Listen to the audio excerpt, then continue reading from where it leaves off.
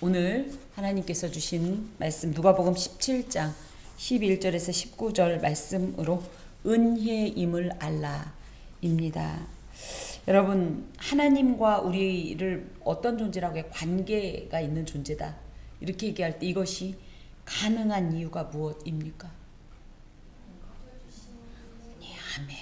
우리 부천 함께하는 교회 성도님들이 너무 말씀으로 잘 훈련되어 있어서 어떤 말씀을 드릴 때 우리 권속들이 이 정도 수준이야? 아, 진짜로. 예, 너무 감사합니다. 맞습니다. 하나님의 은혜 때문에. 나의 어떤 공로도 아니요, 나의 능력도 아니요, 지혜도 아니요, 의지 때문도 아닙니다. 오직 하나님께서 먼저 손을 내어 밀어주시고 지치지도 않고 포기하지도 않고 물러서지도 않고 실망스러우면 진짜 끝냈을 것을. 그분은 처음부터 지금까지 실망하시면서도 우리의 손을 내려놓지 않으시는 거죠. 놓지 않으시는 거죠. 그 은혜만이 우리와 하나님과의 현재를 설명해 주는 유일한 단서입니다. 이걸 인간적으로 뭐라면 호의라고 하죠. 호의. 그런데 이런 얘기 있어요. 호의가 반복되면 그것이 당연한 줄 안다. 권리인 줄 안다. 호의를 하나님으로 말하면 뭐예요? 은혜가 반복되면 그것이 당연한 줄 알아요. 오히려 안 주면 어떻다? 서운하다.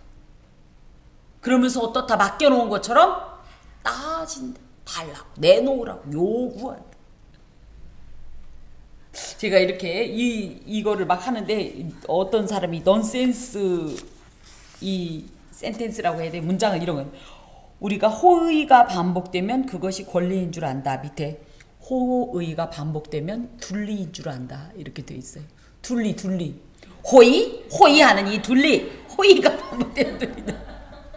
웃자고 넣습니다. 너무 상큼하더라고요. 너무 이제 저희 교회 설교가 진지하다 보니까 아무리 웃긴 얘기를 해도 안 웃어요. 그래가지고 제가 오늘 아주 작정하고 호의가 반복되면 둘리인 줄 안다. 예, 호의가 반복되면 당연하게 생각해요. 권리인 줄 알아요. 오히려 안 주면 서운하게 생각한다. 그런데 엄연히 알고 보면 뭐다? 이 호의가 아니면 하나님의 은혜가 아니고는 모든 것은 절대 불가능이다. 자, 말씀 봅니다. 예수께서 예루살렘으로 가실 때에 사마리아와 갈릴리 사이로 지나가시다. 그래서 예수님께서 지금 거하시는 어떤 지리적 위치를 설명하고 있는데 이게 굉장히 좀 중요한 말씀입니다. 일단 예수께서 원래 방향은 어디예요? 예루살렘으로 가셨죠. 예루살렘이라고 할 것 같으면 지금 예수님께서는 9장부터 19장까지는 베레아와 유대 쪽에서 사역하고 계세요. 근데 지금 이분이 예루살렘으로 가신다는 방향을 딱 정해줬던 건 뭐예요? 드디어 서서 어떤 일이 있다? 그때가 오고 있다. 그래서 예수께서는 의도적으로 이곳을 향하여 지금 가고 계시다. 이런 뜻이에요. 그런데 조금 그러니까 현재 쉽게 말하면 이분께서 예수께서 계신 곳이 지금 뭐다? 예루살렘은 아니다. 근데 이제 사마리아와 갈릴리 사이로 지나간다. 이런 표현이 있어요. 그러니까 예수님의 지금 통행로입니다. 행로. 이 사마리아와 갈릴리 사이는 이스라엘 골짜기로서요. 이게 우리가 많이 보는 이스라엘 지도입니다. 참 지도도 못생겼어요. 우리나라 지도는 얼마나 깔끔해. 그죠? 누구라도 그리는데 그렇게 따지면 더 쉽다고 그랬죠. 제가 쓱 동그라미 2개 이렇게 연결하면 이스라엘 지도는 끝나요. 진짜로 교수님들께서 칠판에다가 이렇게 하고 동그라미 2개 그리면 저희는 이스라엘을 봐요. 이스라엘 지도는 참 하잘것없어. 예, 그런데 이 예루살렘은요 유다에 있습니다. 요 아래쪽에 있어요. 여기 있네. 베들레헴 바로 위쪽 여기. 사마리아는 어느 쪽이 여기에요. 갈릴리는 이쪽이에요. 굳이 얘기하면 얘가 제일 북쪽이고 요가 그 다음에 조금 남쪽이고 상대적으로 남쪽이고 얘가 가장 아래쪽입니다. 예수님께서 예루살렘으로 가시다가 그랬으면 어떻게 돼요? 갈릴리에서 사마리아로 가야 되죠. 근데 여기는 뭐라고 돼 있어요? 그러니까 분명히 얘기하면 남쪽에 예루살렘이 있으니까 예수님께서 출발을 하셨다면 북쪽에서 이렇게 오셔야 되는데 여기를 가신다고 해놓고 사마리아와 갈릴리 거꾸로 북쪽으로 올라가시네. 그죠? 연상이 되시죠? 여기가 예루살렘이란 말이에요. 여기를 가시려고 지금 예수님께서 출발하셨어요. 그럼 워낙 어떻게 돼요? 북쪽에서부터 아래로 내려와야 되는데 여기 지명으로는 사마리아에서 갈릴리 이렇게 돼 있으니까 뭐야? 뭐 말이 좀 이상하네. 이렇게 해서 이 많은 사람들이 도대체 어떤 길로 가신 거야? 이렇게 이제 혼란을 야기하는 어떤 이런 문장인데요. 사실은 이 안에는 생략된 사건이 있습니다. 뭐냐면 요한복음 11장에 보면 베다니, 유대 산지에 있는 베다니에서 예수님께서 죽은 나사로를 살리신 사건이 있었어요. 근데 그러고 나서 어떻게 했어요? 사람들이 와 죽은 사람도 살려? 야 저 양반이 누구냐? 잘 보여야겠다. 진짜 메시아구나. 이럴 줄 알았더니 어떻게 했냐면 오히려 유대 종교 지도자들이 자신의 기득권의 침해를 당할까봐 한마디로 누구 말만 따라 밥그릇을 뺏길까봐 존경심을 무리들에게서부터 받지 못할까봐 어떤 생각을 한다? 예수를 죽이자. 이렇게 된 거예요. 그러면 저희는 어떻게 알고 있어요? 예수님은 죽음을 두려워하시는 분이다. 두려워하지 않는 분이시다. 두려워하지 않는 분이니까 까짓거멍 그럴 줄 알았더니 어떻게 해요? 예수님께서 오히려 그곳을 피하세요. 왜 이렇게 비겁해? 왜 그랬을까? 아멘. 때가 아직 차지 않았기 때문이에요.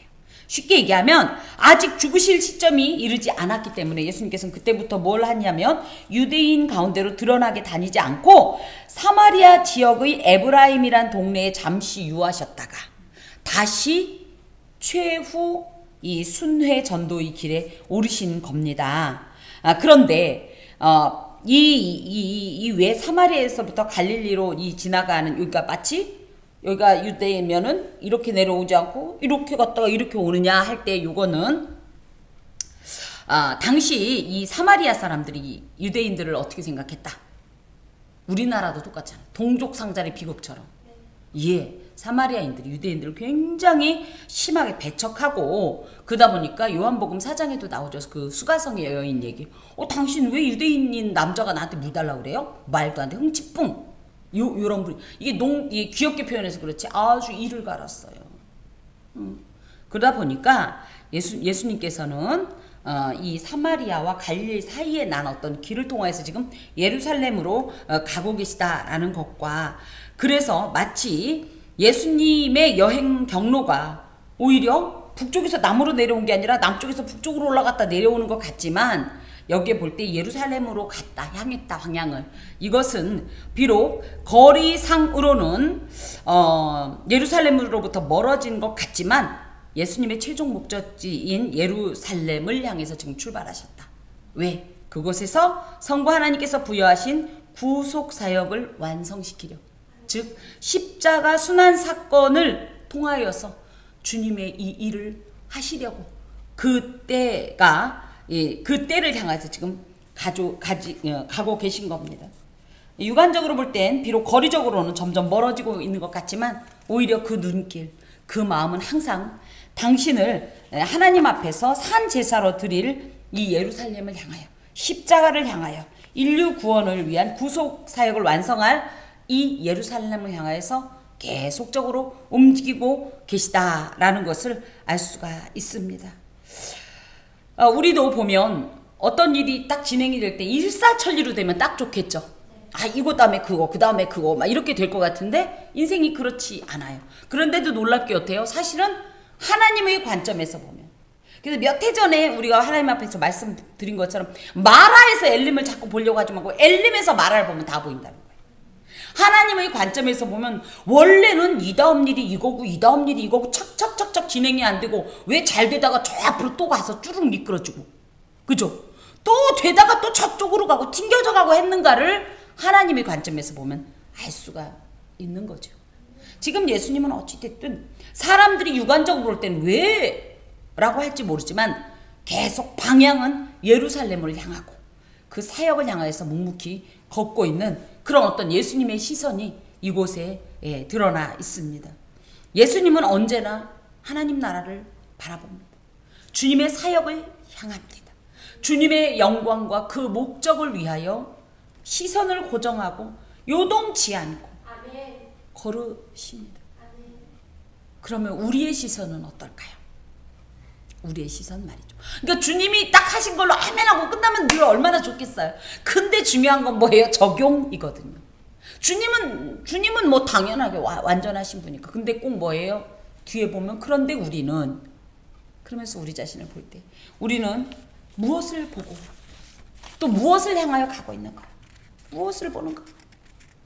방금도 말씀드린 것처럼 예수님께서 원래 예루살렘으로 가야 되는데 아니야 사마리아에서 갈릴리로 올라갔다 어쩌겠다는 거야.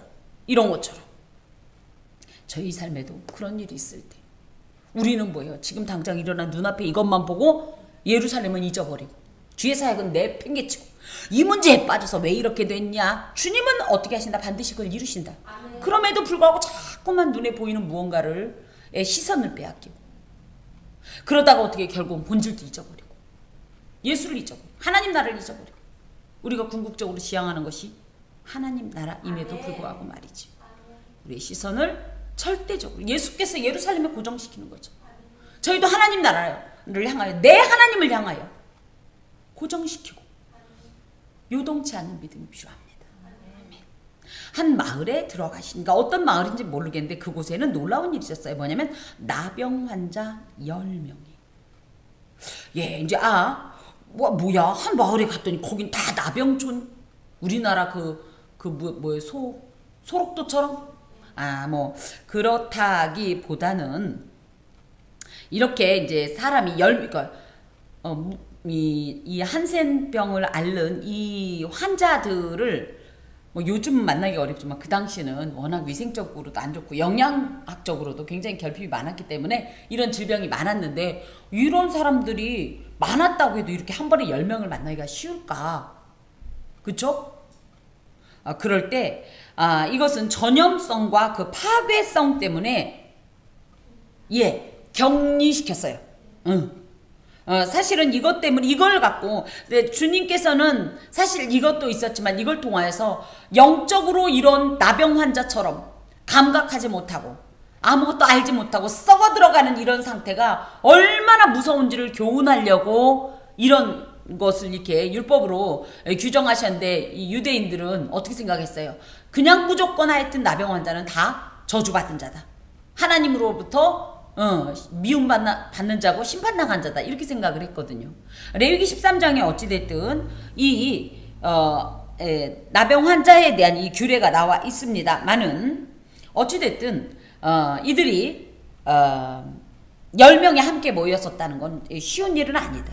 근데 왜 이게 가능했냐? 그리고 특히 이 구성을 보면 16절에 보면 사마리아 사람 1명 그 다음에 나머지는 다 뭐예요?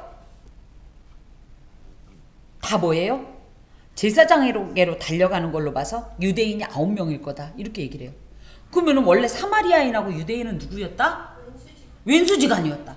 유대인은 사마리아인을 사람 취급도 안 했고 사마리아인 또한 그러는 것 때문에 자격지 심해서라도 유대인을 원수로 생각했는데 이 둘이 어떻게 같이 살 수 있었을까?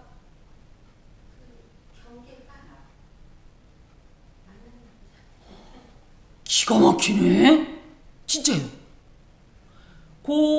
예수님께서 가신 그 길이 뭐야? 사마리아와 갈릴리 사이길이라고 했을 때 사마리아 출신 이 나병 환자와 유대 출신 이 나병 환자가 그 경계 지역에서 같이 그렇게 살았지 않았을까 이렇게 얘기하고요. 근데 아까도 얘기했던 것처럼 이렇게 원수지가 아닌데 살 수 있을까? 뭐 동병상련이라고 그죠? 당신도 아프냐 나도 아프다 이래가면서 살지 않았을까 이렇게 얘기를 합니다. 어찌됐든 이곳이 이제 이 나병 환자 집단 거주지였을 가능성이 있긴 하지만 어찌됐든 이 10명을 한 번에 만난다는 게 쉬운 건 아닌데 그래서 저는 우연이라는 건 없다는 생각이 드는 거예요. 예수 안에서 우연히는 없다. 주님이 누구십니까? 하나님 아니십니까? 괜히 지나가다 이게 아니었다는 얘기죠. 항상 예수님의 모든 걸음은 의도성이 있습니다. 그렇다고 볼 때 주님께서는 지금 그거 있죠. 누구 말만 따라 큰 일을 앞둔 상황에서 작은 일은 신경 안 쓰죠. 상대적으로 작은 일은. 그쵸? 근데 예수님께서는 뭡니까? 그날까지 하나님 앞에서 큰 일 작은 일은 없어요. 영혼을 살리는 일, 사람을 살리는 일, 회복하는 일에 이 예수님께서는 크고 작음이 없으시다는 생각을 합니다. 일반적으로 예루살렘을 향해서 가면 어디서 우리 표현대로 뭐예요? 부정타게 막 이럴 수 있는데 예수님은 그게 아닌 거예요. 그러니까 의도적으로 그들을 이제 만나러 들어가셨는데 그들이 예수님을 만나자 멀리 서서 소리를 높여 이르되 예수 선생님이여 우리를 불쌍히 여기소서 하거늘. 자, 여러분 생각할 땐 예수님도 찾아갔지만 이들이 자기들끼리 막 이러고 있다가 에? 이렇게 봤을까요? 그러니까 우리 저 강권사님 조금 있다가 무슨 일 있으면 구역 예배 때 설교시켜야 목사님이 처음 말씀해 주셨잖아요. 처음 들었어요. 예수님은 그 당시에 정말 없는 이에 정말 이 마음을 알고 상황을 알고 채우시는 분이었잖아요. 병든 이의 의사였고, 아멘. 그저 눈물 흘리는 자의 위로였고, 아멘. 생명 없는 자에게 영생이었던 이 주님에 대한 소문이 온 이 아마 유대에 퍼져 있었을 겁니다. 이 나병 환자 같은 경우는 특히 우리가 알다시피 모든 삶에 있어서 이 정말 절망이라는 표현도 아까울 정도로 다 내려놓은 상태였었거든요. 그런데 그래도 이들이 절망스러우니까 그만두자 하지 않고 그런 분이라면 심지어 죽은 사람도 살리시는 분이라면 우리는 아직 죽지 않았잖아. 그러니까 어떻게 해요? 예수를 만나면 살 희망이 있다. 이들이 이렇게 생각을 하고 의도적으로 이들도 예수님 앞에 접근했을 가능성이 높습니다. 그런데 여기서 보니까 예수님을 만났으면 어떻게 했어야 돼요? 막 달려가서 꽉 끌어안든지 막 가서 붙잡든지 뭘 할 줄 알았더니 멀리 서서. 왜요? 예, 맞습니다. 이 부정규례 때문입니다. 이 레위기 13장에 그래서 멀리 서서 윗입술을 가리우고 부정하다 가까이 오지 마라. 가까이 오면 옵는다. 죄가 없는다. 저주가 없는다. 이런 마음으로 멀리 서서. 하지만 멀리 섰으니까 어때요? 소리를 높여서. 가까이 있으면 속삭였어도 됐겠죠. 멀리 있으니까 소리를 높여. 근데 이 표현에는 자기 헌신적인 그러니까 자기 희생적인 어떤 태도가 있습니다. 왜냐하면 실제적으로 저희가 이런 나병 환자들은 거의 보지는 못했지만 이분들이 뭐예요? 얼굴 다 녹아버리죠. 코빼도 다 녹아버려. 입술도 다 녹아서 형체도 이틀만 남지 않습니까? 그런 분들이 예수님을 부른다는 것이 쉽지가 않아요. 다 녹았으니까 온몸이 지금. 그런데 정말 마지막 유일한 소망이신 그분 앞에 자신의 이 혼신의 힘을 다해서 큰 소리로 외쳐 부르는 겁니다. 뭐라고? 예수 선생님이여 우리를 불쌍히 여기소서. 특히 여기서 예수 선생님이라는 표현은요, 에피스타타라는 말로 우리 오전에 했던 아도나이와 같은 뜻입니다. 주님, 퀴리에와 같은 뜻이에요. 여기에는 단순한 주인이란 뜻이 아니라 하나님을 주인이라고 생각하는 자들이 외치는 에피스타타라는 고백이 이들에게서 나오는 거예요. 그러니까 뭐예요? 이들이 생각할 때는 저런 분이라면 누구다? 하나님이다. 메시아다. 라고 인정을 하고 이분을 예수님을 병을 고칠 수 있는 신적 권위를 가진 분으로 인식하고 부른 것이 예수 선생님이야. 그러면서 뭐라 그래요? 우리를 불쌍히 여기소서. 주님께서 우리를 불쌍히 여기는 것이 사실은 은혜의 이유이고 그것 때문에 우리가 치유와 회복과 그죠? 새로운 어떤 삶이 가능한 거거든요. 불쌍히 여기다 라는 표현이 엘에이손 이런 뜻이에요. 그래서 우리 찬송가에도 주여 주여 우리를 불쌍히 여기소서 이런 곡이 있어요. 주여 주여 우리를 불쌍히 여기소서. 이게 퀴리의 엘에이손입니다. 엘에이손이라는 것은 정말 자기들에 대해서 일반적인 시선으로 보면 절대 접근도 안 할 것이고 도움도 주지 않을 것입니다. 하지만 불쌍히 여기시는 그야말로 자비에 충만하신 이런 분이시라는 어떤 그런 신뢰 가운데서 그것을 베풀어 달라고 외치고 있는 겁니다. 그때 예수님께서 이제 그 다음이 뭐예요? 예수님 반응이 굉장히 중요해요. 뭔 소리야? 하고 지나가도 어쩔 수가 없는 건데 주께서 어떻게 해요? 이미 아시기도 했지만 그 간절한 마음을 보신다라는 말은 관심을 보인다. 집중해서 보다. 이런 뜻이에요. 예수께서는 사회에서 억압받고 소외받는 자들 중에 속하는 이들의 요청을 받아들이셨어요. 그리고 어떻게 즉각적으로 반응하시는 게 뭐예요? 보시는 거예요.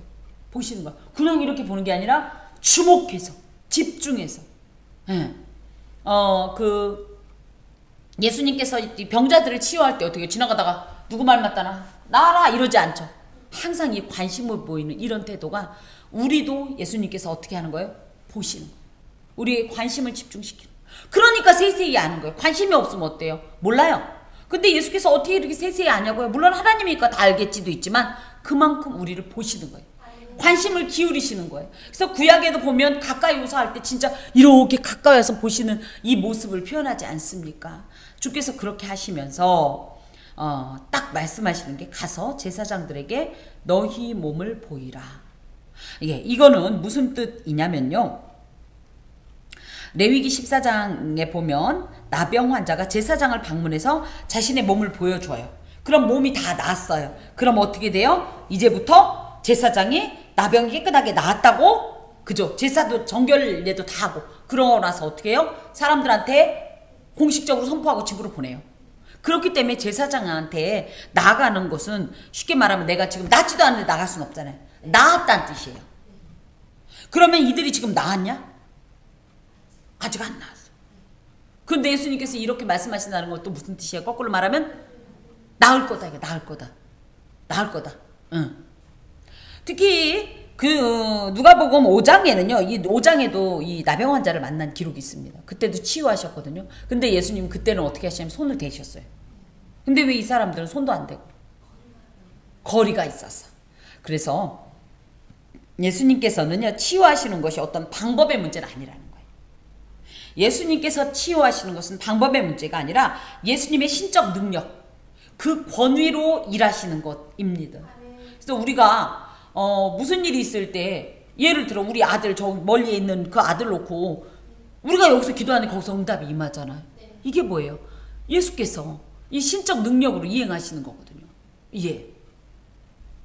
자, 특히 이렇게 예수님께서 제사장들에게 빨리 가서 너희 몸을 보이라 하는 것은 빨리 병이 완쾌되었음을 공증받고 당당하게 사회의 일원으로 복귀해라. 이런 명령이십니다.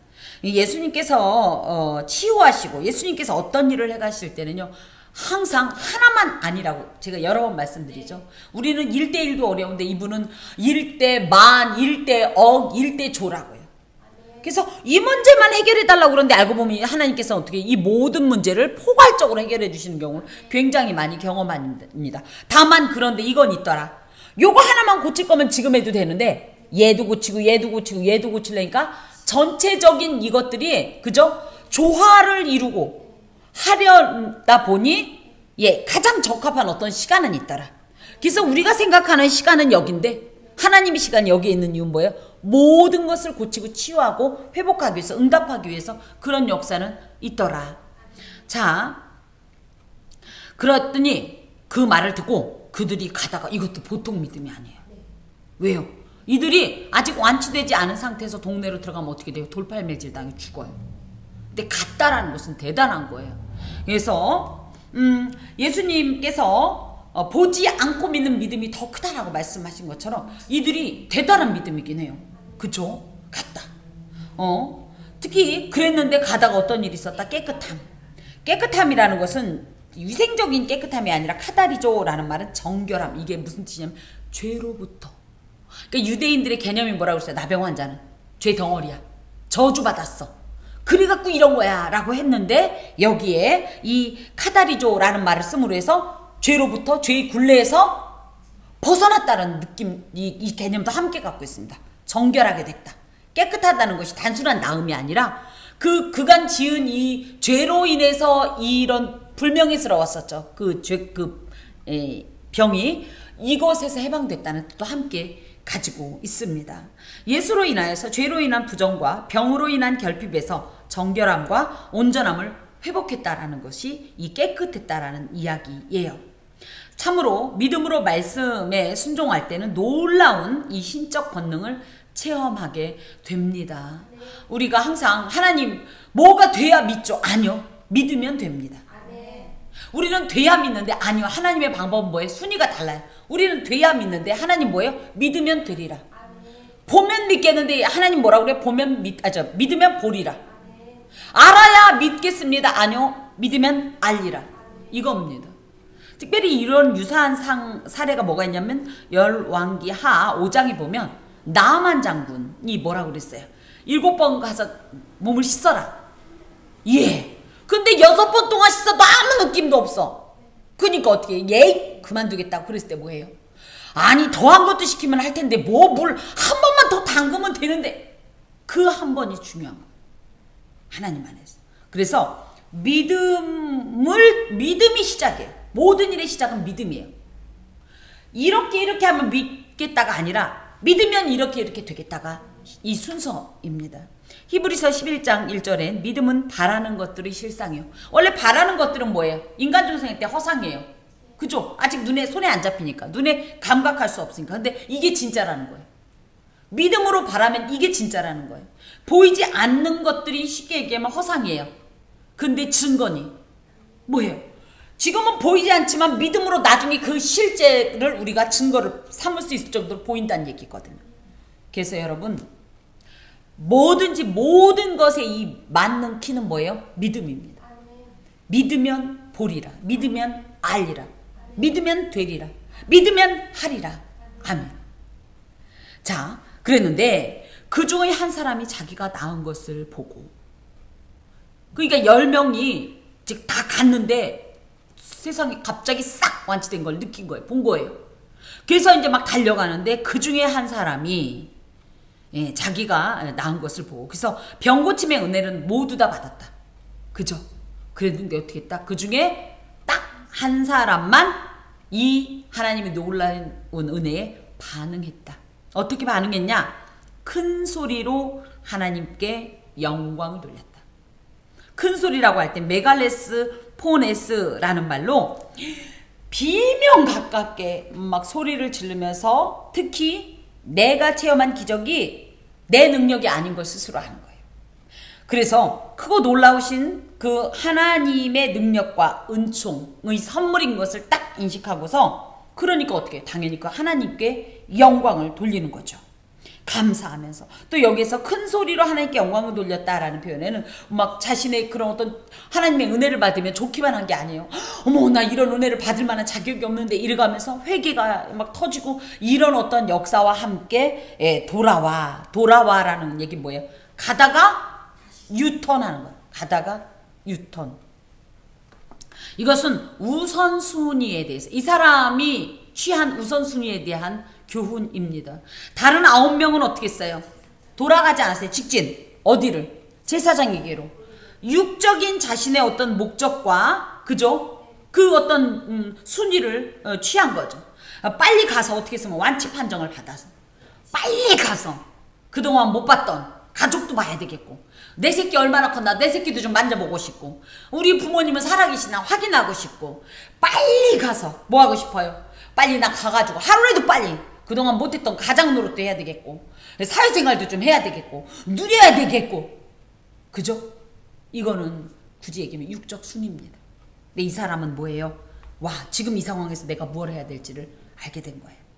우리가 보통 눈에 보이는 육적 순위에 속지만 사실 진짜 중요하고 우선적으로 저희가 행해야 될 것은 영적 순위입니다.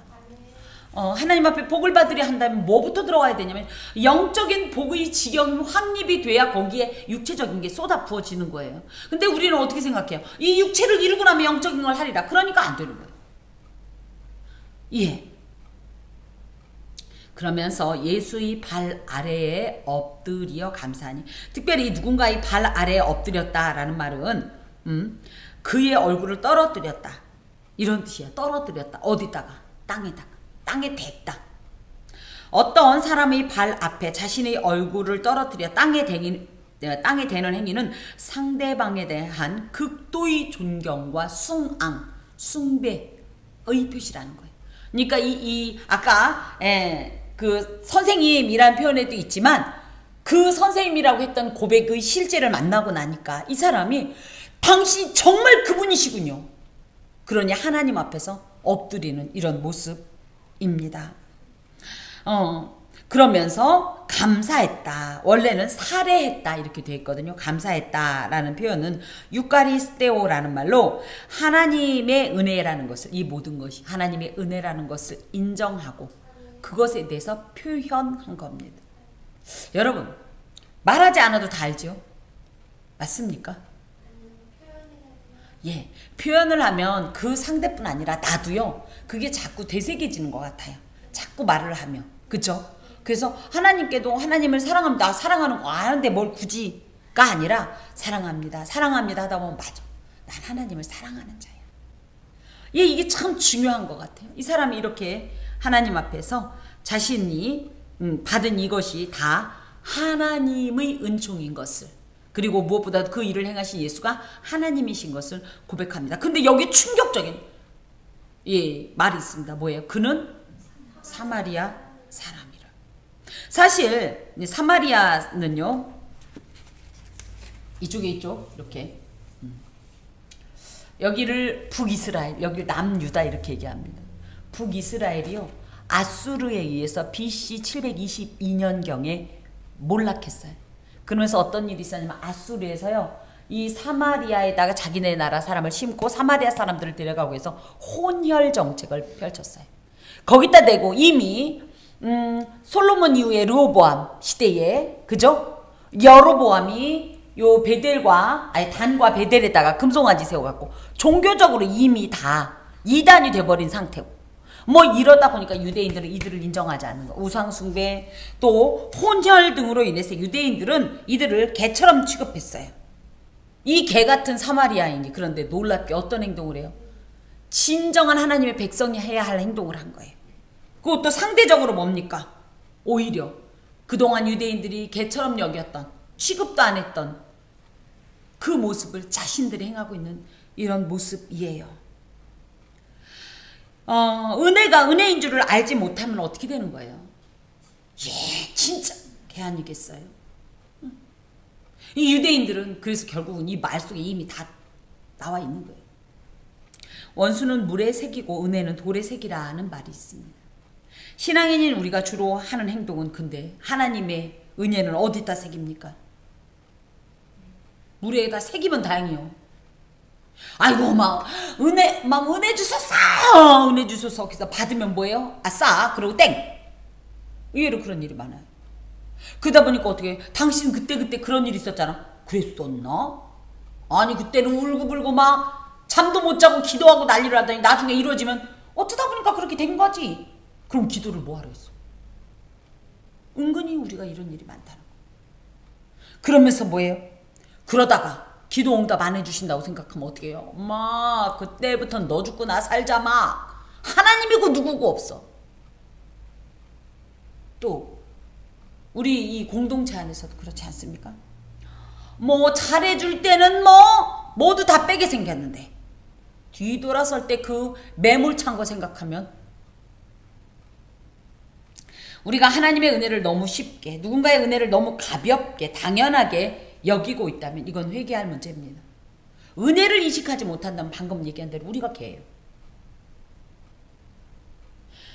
현대 신자들이 이러한 행태를 디트리히 본 회퍼 이 목사님이 값싼 은혜라는 표현으로 정의합니다.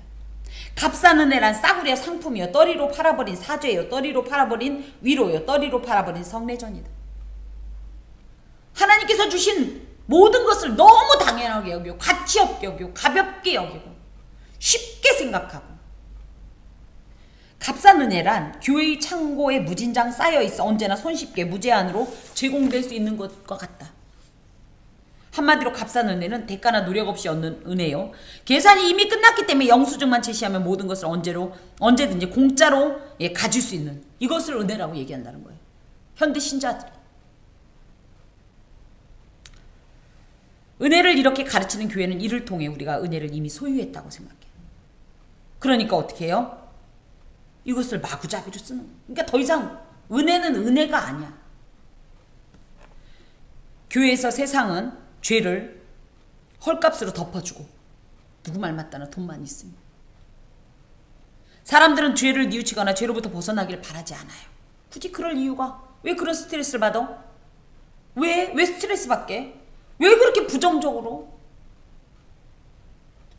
값싼 은혜란 죄를 의롭다고 인정하는 것이래요. 값싼 은혜란 우리 자신이 소유하고 있는 은혜래요.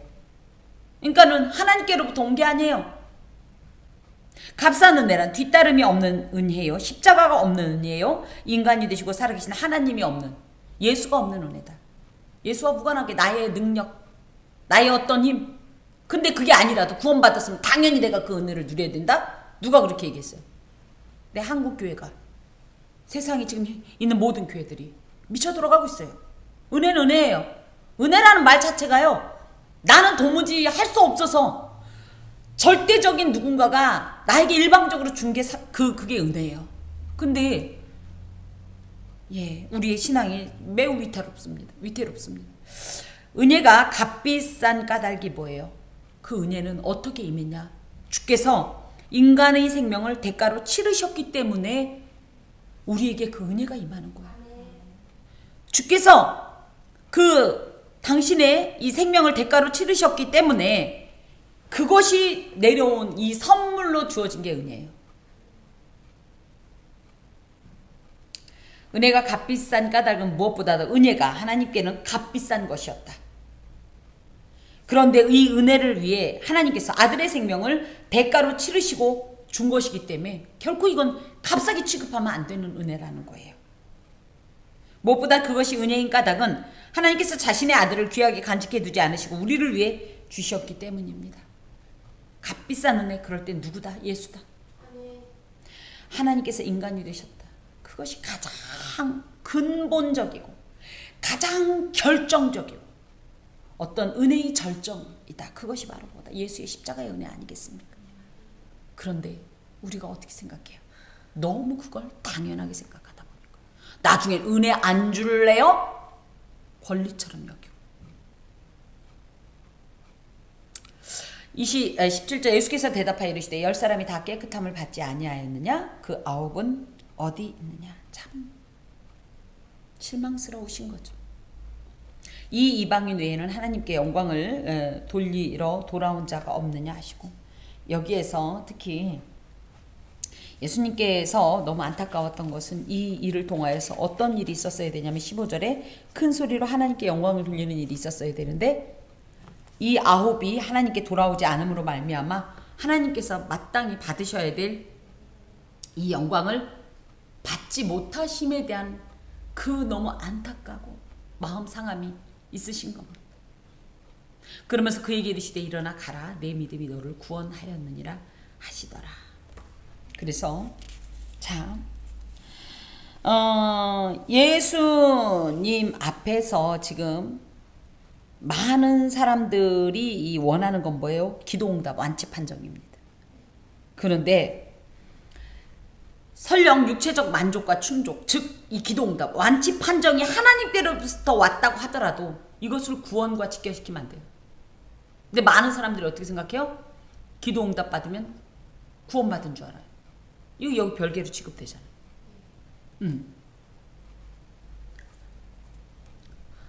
육체적 만족과 충족은 물론 하나님의 역사에 대한 증거요, 예표이며 맞습니다. 하나님이 살아계시다는 증거인 건 맞아요. 하나님의 능력인 건 맞아요. 그런데 하나님께서 이걸 왜 주셨을까? 아멘. 하나님께 영광을 돌리고 무엇보다도 이것을 통해서 하나님께 나아가라고 통로를 열어주신 거예요. 기도 응답을 주시니까 이 응답을 잡고 이 응답이 어디로부터 왔는가? 이 응답을 주신 분이 누군가? 하면서 그 하나님을 찾아 나오라고, 하나님께로 나오라고 통로를 열어주셨더니 사람들은 뭐예요? 누구 말 맞다나 열매만 딱 따먹고 나 몰라라 하는 완치 판정에 매이지 마셔야 합니다. 기도 응답 받았다고 해서 그게 다 끝이 아니에요. 그건 시작에 불과합니다. 오히려 많이 받은 자에게 많이 요구한다고 그러셨어요. 그러므로 은혜를 은혜로 감각하고 인식하며 하나님의 은혜 베푸심에 대해서 마땅한 화답을 올려야 돼요. 영광을 돌리고 해야 합니다. 은혜를 돌에 새겨야 돼요. 우리 신비에 새겨야 돼요. 그렇지 않으면 우리도 걸핏하면 잊어버리니까요. 그리고 당연하게 생각하니까요. 무감각해지니까요. 이스라엘의 역사 속에 나오는 그들처럼. 특히 특히 이 말씀이 일어나 가라 내 믿음이 너를 구원하였느니라. 이거 아주 중요한 거예요. 뭐냐? 일단 일어나 가라 이러는 걸로 봐서 계속 엎드려 있는 거예요. 너무 이 위대하신 하나님 앞에서 이 사마리아인이 어찌할 줄 모르고 너무 은혜가 감사해. 그랬을 때 일어나라. 이런 표현은 뭐예요? 이미 하나님께서 영광을 흡족히 받으심을 그래서 이제 되었다와 함께 더하여서 여기에서 일어나 가라 라는 표현이 굉장히 중요한 의미가 있습니다. 14절에 보면 이들이 병에 걸렸을 때 누구한테 가라고 그랬어요? 제사장. 근데 진정한 제사장은 누굴까요? 이 사람은 진짜 완집 판정을 받은 거예요. 진짜 제사장 앞에 와서. 예수님이 진짜 제사장이잖아요. 그죠? 대제사장. 진짜 제사장에게 나와서 진짜 완치 판정을 받고 게다 대고 그 결과로 무엇까지 얻은 거예요? 육체적 완치뿐 아니라 구원을 얻었죠. 육체적 문제뿐 아니라 단순한 기도 응답뿐 아니라 놀라운 영적인 이 선물, 이 영적인 귀한 목적을 이루게 된 것입니다. 사실 9명의 문둥병자는 비록 치유함을 받기는 했으나 영혼의 문제가 해결되지 못했지요. 이들을 궁극적으로는 하나님의 은혜의 빛을 받기는 하였으나 구원의 은혜에 이르기까지는 나아가지 못한 신앙의 낙오자다라고 얘기해요. 암 고쳤으면 구원 얻은 거예요? 아니요. 암 고쳤어도 예수 안 믿으면 끝이에요. 사업 문제 해결되면 구원 얻은 거예요? 사업 문제 뭐 해결되지 않아 무슨 일이 있어도 예수 안 믿으면 그만이에요. 구원이 없어요. 은혜를 받은 자는 많으나 감사하는 자는 적다. 많은 사람들이 일단 모두 함께 복음의 은혜에 접할 것 같지만 대부분은 육적 차원에서만 이를 받아들여서 복음을 주시는 주님의 사랑과 최종 구원의 가치를 깨닫지 못하고 감사하지 않는다는 거예요. 주께 나오지 않는다는 거예요. 타성에 젖은 자는 감사하지 않는다. 은혜는 은혜인데 은혜를 은혜로 알지 못하고 당연한 것으로 마치 자신이 은혜를 받을 자격이 있는 자로 착각하는 오만한 자는 진정 그 귀한 가치를 알지 못하는 우매하고 무지한 자다. 그래서 우리의 삶을 돌아보면서 계속적으로 내가 혹시라도 당연하게 여긴 것이 없나 체크해 봐야 돼요. 그래서 날 구원하신 주 감사할 때 온갖 감사가 다 나오지 않습니까?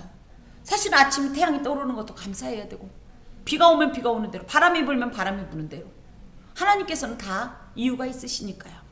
다 하나님께서 나를 죽으라고 내리시는 건 아니거든. 은혜의 가치를 인정하지 않는 사람들은 누구냐? 교만한 사람들이죠. 나는 은혜 받을 이유 없어. 왜 내가 잘났는데? 내가 잘하는데? 놀랍게도 전 이런 걸 느낍니다. 꼭 오전 설교의 주제하고 오후 설교의 주제가 많이 맞아떨어지는 경우가 많아요. 본문이 전혀 다른데도. 대부분의 신자들은 은혜의 가치를 알지 못하고 인정하지도 않으므로 하나님께 대한 감사에 인색하지만 다만 그나마 극히 일부의 진정한 신앙인들만이 구원의 가치를 알고 구원의 선포를 들으며 주의 나라를 누린다는 거죠. 과연 우리는 누구입니까? 눈에 보이는 무언가뿐 아니라 보이지 않지만 여전히 하나님께서 일하심으로 이 모든 일이 가능하다고 고백한다면 우리는 감사라는 말을 안 하고는 할 말이 없을 정도로 감사가 많은 게 사실인데 앞에 서 있는 이 목회자도 감사보다는 투덜거리고 불평하는 게 훨씬 더 많은 것 같아서 참. 더하여서 우리가 구하는 어떤 기도의 제목이 대부분이 뭐예요? 1차원적인 육체적 질고 재정적인 어려움, 그죠? 또 뭡니까? 관계와 감정적인 힘겨움, 또 나의 어떤 모든 문제들. 그러면서 진짜 문제를 간과해요. 그게 뭘까요? 죽음의 문제를 간과합니다. 지금 하나님께서 내게 주신 또 걷게 하신 이 길의 목적이 무엇이며 그 결과가 무엇일까? 하나님께서는 어찌됐든 가장 본질적인 문제를 해결하시기 위해서 예수를 통하여 이 문제를 사실을 해결하시고, 그 예수가 은혜의 극치고 그 예수가 은혜의 완성입니다. 우리는 그런데 이 예수를 구하지 않고 누구 말 맞다나 주변 것만, 엉뚱한 것만, 어차피 쓰다가 여기다 남겨놓고 갈 것만 구하고 있지는 않는 거야. 은혜를 구하고 또한 받은 이 은혜를 마음에 새기고 이 모든 것이 은혜라는 것을 고백하여서 하나님께 영광 돌리고, 우리도 그 은혜의 결말로서 주께서 원하시는 그 주님과의 영원한 이 동거함을 누립시다. 아멘. 기도합니다. 주님 감사합니다. 아멘. 너무 많은 은혜를 받았는데 우리는 말로는 은혜라고 하면서 감사로 직결되지 못한 것이 사실입니다. 또 당연하다고 생각한 것도 실제이고, 나의 도리여 그것이 하나님께서 당연히 주셔야 되는 하나님의 의무요 나의 권리라고 착각한 이 오만하고 미련하고 우매한 우리를 용서하여 주시옵소서. 아멘. 주여, 모든 것이 은혜로 된 것임을 알게 하소서. 아멘. 모든 것이 주의 은혜임을 알게 하소서. 아멘. 그리고 감사하게 하소서. 아멘. 예수 그리스도의 이름으로 기도하며 주님의 기도를 드립니다. 하늘에 계신 우리 아버지, 아버지의 이름을 거룩하게 하시며 아버지의 나라가 오게 하시며 아버지의 뜻이 하늘에서와 같이 땅에서도 이루어지게 하소서. 오늘 우리에게 일용할 양식을 주시고 우리가 우리에게 잘못한 사람을 용서하여 준 것 같이 우리 죄를 용서하여 주시고 우리를 시험에 빠지지 않게 하시고 악에서 구하소서. 나라와 권능과 영광이 영원히 아버지의 것입니다. 아멘.